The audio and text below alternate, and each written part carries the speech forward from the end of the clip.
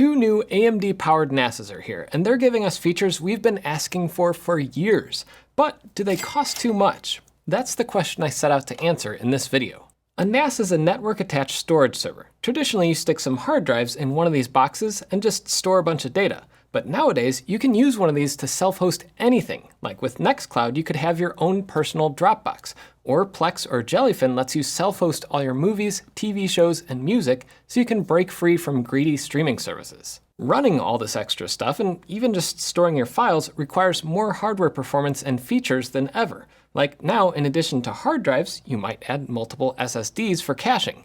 So the machines inside these boxes each offer a unique twist. Traditionally, outside of high-end or DIY builds, you couldn't get things like upgradable motherboards and CPUs, or you couldn't get reliability features like ECC RAM to protect the integrity of your precious photos and other files. There's no such thing as a Goldilocks NAS, but 45 Drives and ASUSTOR are both trying new things, and I like it. The main disclaimer for this video, besides the fact both of these systems were provided for review, is they're both expensive, especially from the perspective of someone who enjoys DIY or buying used. The Lockerstor 6 Gen 3 costs $1,500. And the HL4, the fully built and burned in option I have here, costs $1,200. And we're not quite comparing apples to apples. The HL4 is a 4-bay NAS for up to 4 hard drives, and the Lockerstor 6 is, well, 6. Both companies sell other versions too, but I wanted to cover these two models because for the narrow part of the market willing to drop $1,000+ on a premium NAS, these two models are pretty compelling. To be clear, neither company paid anything for this video. They sent me these NASes for review, but have no control over what I say, so take what I say with that in mind. But first, let's focus on the ASUSTOR. I've been running their Gen 2 Lockerstor for a couple years, and it's been a workhorse. Let's tear this thing down and see what's new. This chassis is pretty much unchanged. It looks, in fact, identical to the one that's in the Gen 2. So I'm not sure exactly what else changed inside. So this cover pops off and we should get inside this thing. There it goes. Yeah, so there's an 80+ bronze Flex ATX power supply. There's a pre-installed PCI Express card. This one has four M.2 slots, which is why I have 4 M.2 NVMe SSDs, some Kioxia XG8s, which Kioxia has provided. It looks like in terms of user accessible parts that are quick and easy to get to, you have the power supply, that card, and there's a little flap back here. And this little flap allows you to install another SODIMM. These are DDR5 4800 megatransfers SODIMMs. And I actually have one here, but there's something interesting about this. So this is a DDR5 16 gigabyte 4800 megahertz SODIMM, but it does not say ECC on it. So the ECC sticks of these are a little bit harder to find and they're a little bit more expensive than plain vanilla ones, but I could install this in here physically and it would give me more RAM, but it would basically disable ECC. I generally prefer it, but it's not a hard and fast thing for me. Like the one that I run at home doesn't have it. So I debate that in the comments. But anyway, so that's the RAM, that's upgradable, and then this is the little PCI Express slot, which it must be secured somehow because it's not just popping out. Oh, okay, so they have little stickers over these little screws that are holding down this card. So if I peel these two stickers off, you can see that there's two screws that are holding this card down to the board. Yeah, so that comes right out. There's a little shield on the back side, I guess to cover up some of the ICs back there. But there is the M.2 expansion card. There's no, it doesn't look like there's a switch on here. So it looks like it might just use bifurcation. See, there's no PCI Express switch chip in here. But you could put in another card, but like I said, it's a little bit limited because there's just this tiny aperture back here for ports. So a PCI Express card would slot in and you'd have, if you had 4 ports, the third and fourth port would be over here. You wouldn't be able to access them. So that's one thing that would be nice if they improved this enclosure so it could take an actual full half-height PCI Express card instead of just these tiny ones. And I'm not going to tear it down all the way. There's actually other videos that have gone into that. So I'm going to plug this back in and I'm going to put 4 NVMe drives onto this card. And then we're going to put the 4 hard drives in. And one thing I do enjoy about these cards is ASUSTOR has this little toolless design where you just pull these back and it snaps the card in, and you pull them back to release it. And these are XG8s. I believe they're PCI Express Gen 4 NVMe drives. Installation for these, you just pull back on that and push, and it retains it. So I'm going to put 4 of these in. Each one of these is 2 terabytes, so you can use them for caching, and you could also use it for an actual storage volume. So I have 8 terabytes of storage installed here. And then on the back side here, this is the major upgrade, at least externally, from the Gen 2 that I have. This has dual 5 gig ports at the bottom and dual 10 gig ports up here. There's 2 super speed ports. I think these are USB 3.1 or 3.2 Gen 2 or whatever it is. I think these are 10 gig. And then there's 2 USB 4 ports. And I am not set up to test these out today, but apparently you could use this as a DAS, as a direct attached storage device, like with a Mac using Thunderbolt 4. At least that's what Wendell was testing in his video covering the same generation of NASes. So that's pretty cool, and makes this box a lot more flexible than it would be otherwise, because that gives you 40 gigabits. This is 40 gigabits in one port versus 10 gig, 10 gig, 5 gig, 5 gig. I'm going to put the cover back on, and I think this is one area where they could really improve this box if they had a new enclosure style. This is, I think, 3 generations now they've used the same enclosure, and it's kind of showing its age in terms of, even just getting it back together. So you got the NVMe drives inside, and there's also, I noticed, a little ventilation along the top here, so you can see that there. And it looks like for airflow, there's a little ventilation on the side, I guess, to bring in some air behind the motherboard. Some ventilation on the top for those NVMe drives in that slot. And then there's a giant fan in the back, and it pulls a lot of air through all these slits in the drive bays. So should be adequate ventilation. It would be nice also to have maybe an option for a fan up here if you did put in a card that needed more cooling.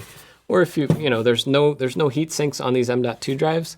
So they could overheat if they're hotter running drives, I don't know. But I'm going to plug in the drives themselves. So I just have 4 today. I'm not going to plug in all 6, because 4 20 terabyte hard drives is enough for anybody, right? But the design that they have is also unchanged for 2 generations, 3 generations now. This is not a toolless design. So these caddies actually have 4 screws for each drive, and you could just do 2 screws if you really wanted to. Some of their other NAS models have toolless drive trays, so I'm not sure why those haven't kind of made their way into this line. It would be nice to see those because it's one more annoying thing to have to do, especially if you get a 6 or 8 or 12 bay version. You're ending up having like tons and tons of screws just to get started. There's a quick install guide here, which I will be promptly ignoring because I have set one of these up before and it should be pretty quick. And then there's screws. These are for 2.5 inch, which screw into the bottom. And then there's 3.5 inch, which screw in from the sides.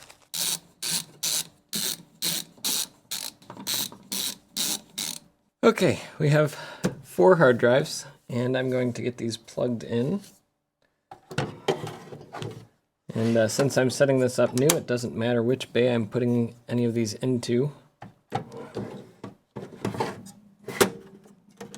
Ow, and I just gave myself a little cut. First blood, always good on a home lab project. Okay, we got 4 drives in, and I will do the peel for people who want to hear that. Oh, looks like there's 2 peels on here, so. Okay, this is a nice feature that ASUSTOR has on their more premium NASes. They have a little screen, and you can actually do setup from here. And you can change network settings, you can shut it down. It is nice, and they also have a little USB port here you can plug in for a 1-click backup. They have the power button up here and activity LED. So overall, I mean, like I said, it's a good enclosure. I just think that with some refinement, this thing could make it even nicer, more toolless. That would be appreciated. So maybe in Gen 4. But before I get this booted up, the big feature in here is it uses an AMD Ryzen embedded V3 C14, which is a lot faster and a lot more capable and has things like ECC RAM support than the Gen 2 and the Gen 1 of these. But there is a trick to this. It doesn't have an iGPU. It's not an APU, so it doesn't have the ability to have like an HDMI port on the back. So there's no easy way to install an alternate OS. So I actually will refer you out to a Hardware Haven video. He actually does install an alternate OS. I think he installs TrueNAS on here, and that seems to be supported. It'd be nice if there was an official way that you could do that without having to plug in an external monitor, like through remote access or serial console or something like that. But I'm gonna plug this in and set it up and show you how quick and easy that is, and then we'll do some performance testing for later in the video. So I plugged it into my power meter and pressed the power button on the front. The first time it boots, it takes a few minutes, but I think one underrated feature here is that front display. Using it and the buttons next to it, you can actually completely set this thing up without having to do anything in a web UI at all. And once it's booted, you can grab the IP address here too. It just makes setup a lot simpler. Also, I noticed besides the hard drive noise, which is going to be different depending on what drives you put in, the system is pretty quiet. They have a giant fan in the back, which seems to do a good job of moving air without making too much noise. It's not silent, and if you put it next to you on a desk, you might go nutty with the hard drive noises, but it's a pretty refined box 3 generations in. In terms of power draw, it pulls down between 45 to 65 watts, depending on how much you're using it and what drives you're using. That's not great, and it's not terrible. My Gen 2 uses a little less, but it also doesn't have 30 gigabits of Ethernet and 80 gigabits of USB 4 bandwidth built in. But the ASUSTOR also has a pretty mature management interface. ADM5 is their NAS OS, and it has most features covered. You can set up shares, extra apps, containers, and VMs. It's pretty manageable, though some things like SSH and fully remote configuration outside of the web are more of an afterthought. But it is running Linux kernel 6.6, so I'm happy to see them put some effort behind keeping ADM up to date. And their UI also makes storage tasks pretty easy, even if it hides away some of the more technical detail.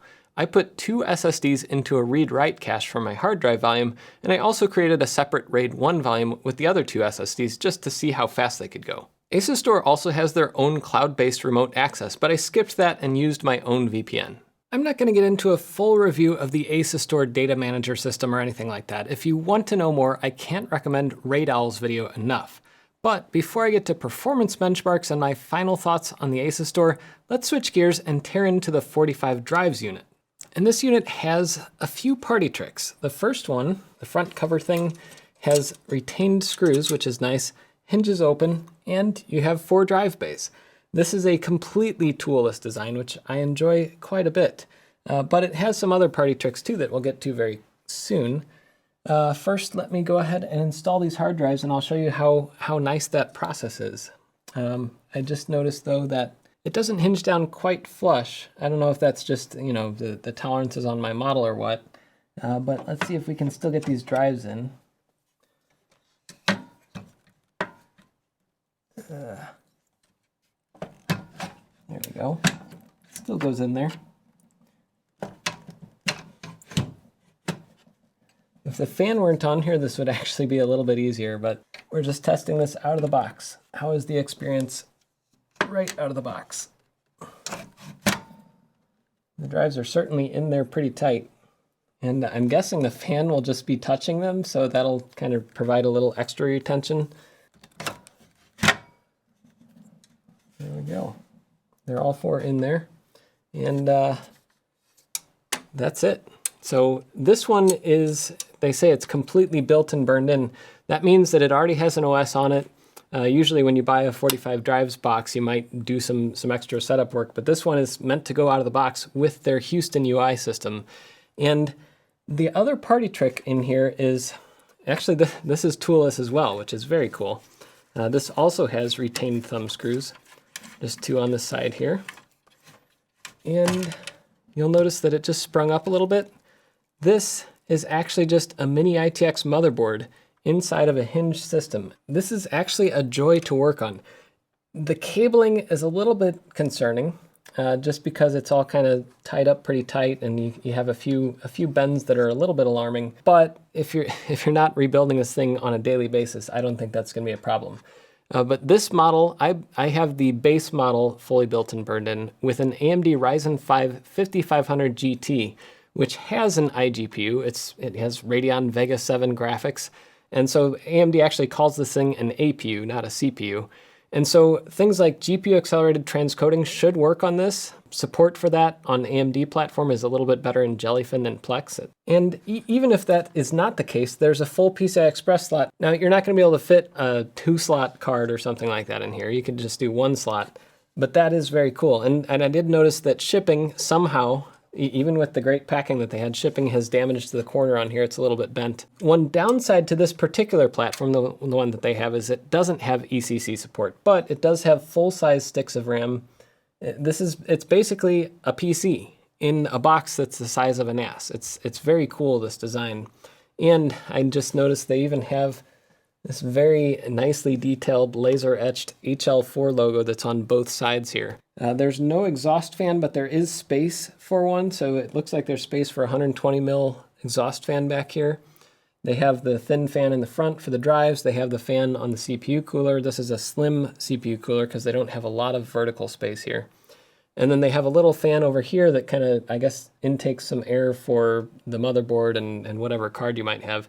And the top is fully ventilated so that you have airflow coming through the bottom into the top. There's just a lot of speed holes as they are. And from 45 drives, the cabling all looks great. The hinges all seem to work well. I've opened this and closed it a couple times already and nothing has had any issues. Let's see, it uses another Flex ATX PSU. This is a 500 watt 80 plus gold. It's interesting, both of these have AMD, but both of them have a lot of differences. And you know, some of those differences might matter more to some people than others. But let's get this one put back together and we'll see how it works. And one more thought too, as I'm closing this up and making sure that I don't pinch that cable down there. This is their first ever, consumer NAS box type thing. It's an expensive consumer NAS box, but it is their first one. And there's probably a few little things like that cable routing and cable management that could improve. Just like with the other 45 drives hardware, I think that this box itself is going to far outlive the hardware that's inside of it today. People are already 3D printing little things for it, little mods and stuff. You could probably fit 8 or 12 smaller 2.5 inch drives in here. This is just a very solid, well thought out, well built box that will be able to run anything, including maybe like a Raspberry Pi 5 on an ITX motherboard running its own little storage server. That could be interesting to try out in here. It'd be the most overkill enclosure for that on the entire planet, but that doesn't mean it's not fun to do. But it's just cool to see, a North American manufacturer making these boxes that we don't have to ship across the entire planet for storage. And it helps that it's a great high quality enclosure.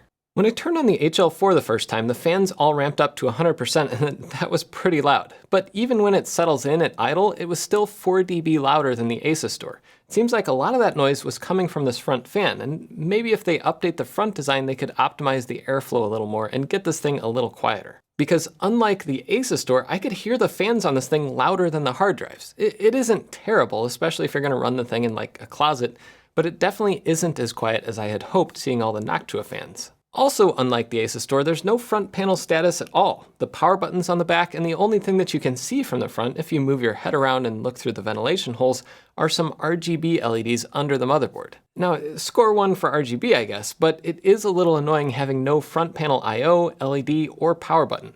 It's not the end of the world or anything, but right after setting up the ASUSTOR, it was a bit of a letdown in comparison. And networking was the second letdown. Now, let me preface what I'm about to say. 45 Home Lab is a pretty new thing for 45 drives, and they're a small company. I'm willing to give them a little slack as they navigate selling to consumers when they traditionally just sold to enterprise or business customers. But when I first set this up, I was expecting it to pick up an IP address from my router. But the actual process to get this thing connected to my network took me about an hour. I posted my experience on the community forum, but I eventually figured out the default Rocky Linux install they had was basically blocking the Ethernet port from making any connections. That's not a very convenient feature for a home lab. Sure, in a corporate environment, that kind of feature might come in handy because you can kind of lock the thing to your network, but in a home lab, it's nice to just plug in a box and get connected. This probably isn't a problem on the latest version of their software, but I think their burn-in process might still need some refining. Once I was in, the Houston UI 45 drives has let me do just about anything on the system. In fact, I could do a lot more out of the box than I could on the ASUSTOR. The only caveat being it's all a lot more Linuxy than ADM. which is a mixed blessing.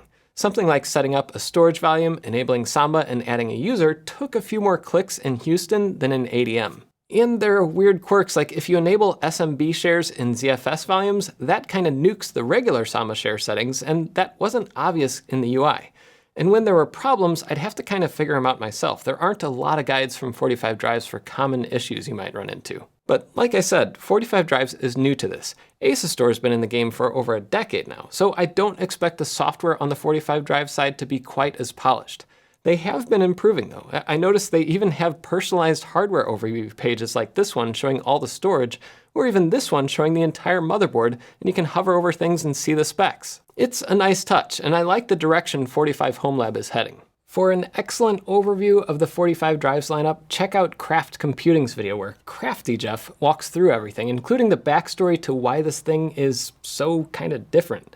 Seriously, he goes way more in depth on the HL servers than I can go into here. And if you want to dig into Houston, the software that 45 drive supports, check out this Lawrence Systems video. Before I get to my final verdict on these boxes, I did some brief performance testing. Other reviews go more in depth, but I mounted Samba shares on my Mac, a Linux box, and Windows, and in all three cases, I was able to max out the bandwidth on the NAS, which isn't that much on the HL4. iPerf shows 2.5 gigabits, and file copies also max out the pipe at 2.5 gigs, but in 2025, that's like the bare minimum for a NAS. The nice thing is, I could either install a 10 or 25 gig NIC in the open PCIe slot, or I could even upgrade to another motherboard if I need more bandwidth, like this ASRock rack board. But over on the ASUSTOR, I tested copies to and from both the hard drive and SSD arrays. iPerf 3 shows a solid 10 gigs up and down, and real world on the SSD side, I got over 800 megabytes per second writes and over a gigabyte per second reads. Copying actual files and folders, that translates into like 300 to 500 megabytes per second with a single client. And benchmarking network shares is a little annoying because performance is different between Windows, Mac, and Linux, and it also differs depending on what you're copying. But I also tested the hard drive array, and I noticed something interesting, and I'm not 100% sure the reason yet, but when it's writing to the array, it starts off around 800 megabytes per second, presumably writing to the SSD cache through the RAM. But after a few seconds, it consistently slows down to 500 to 700 megabytes per second. So I'm not sure if there's something like a RAM cache filling up or what.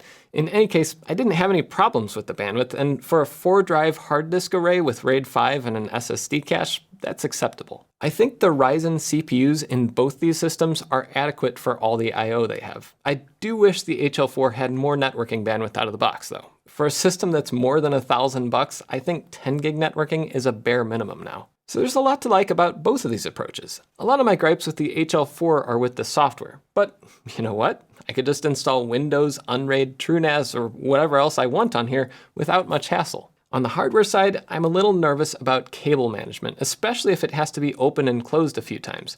That fan cable will definitely get crunched at some point. But despite the fan noise and some of those design quirks, I think this chassis will far outlive the ASUSTOR.